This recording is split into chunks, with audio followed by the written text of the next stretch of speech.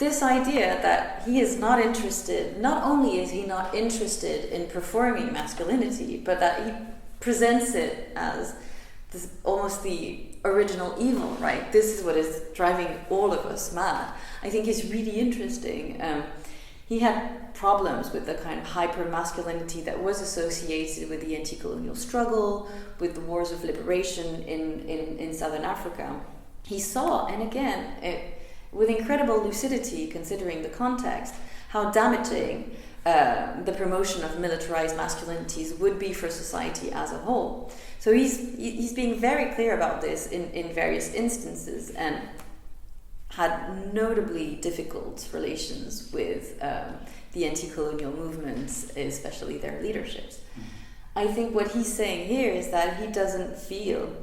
Well, first he's very adamant and again incredibly prescient about this idea that there's no difference between you and I, and our genitalia is actually not a valid difference at all.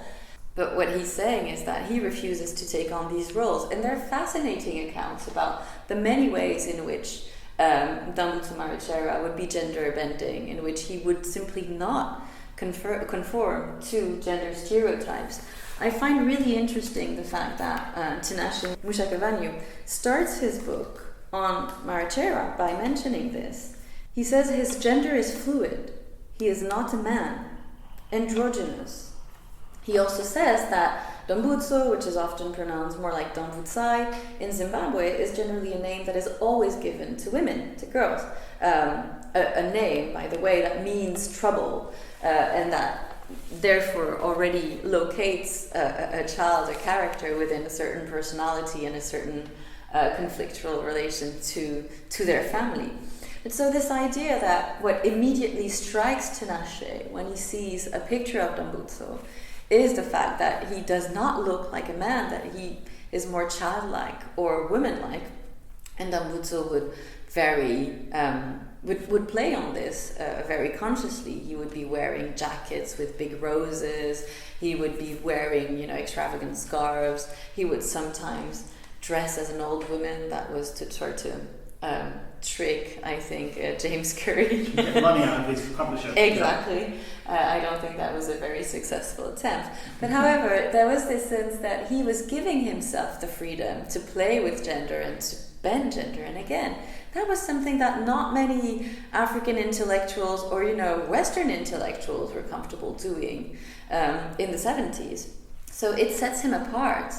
And I think all of these aspects need to be taken into account when we think about Marechera and the way he talks about women. The fact that he was uncomfortable with masculinity. There's another story in The House of Hunger where he talks about his girlfriend, and his girlfriend got pregnant from another guy, and the girlfriend is very ambivalent about it, and at some point the other guy sort of attacks the narrator. And again, the whole story is about this narrator who's clearly, cheating on by his girlfriend, whose girlfriend is pregnant, or wife actually, I think it's a wife in the story. A wife is pregnant by another man. And he doesn't seem like there is no sense of any ego attached to any of these.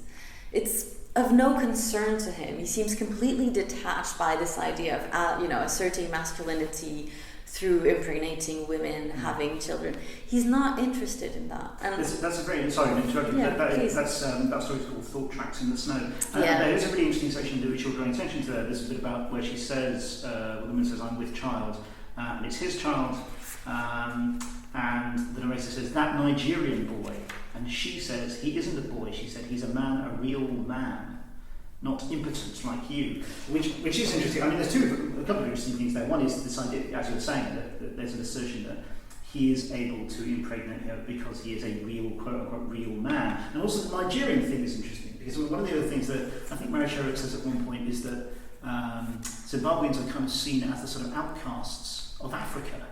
At the time, Rhodesians, the outcasts of Africa. So there's always something here that there's something superior, maybe more masculine in a Nigerian boy than there would be in a Zimbabwean boy. And in the story, that's what the Nigerian is telling himself, right? Mm-hmm. Fucking Rhodesians, get independence first, then perhaps you'll learn how to fight. Right. Now, that was one of Marechera's obsessions, this idea that Rhodesians were looked down on by other Africans because they hadn't gained independence.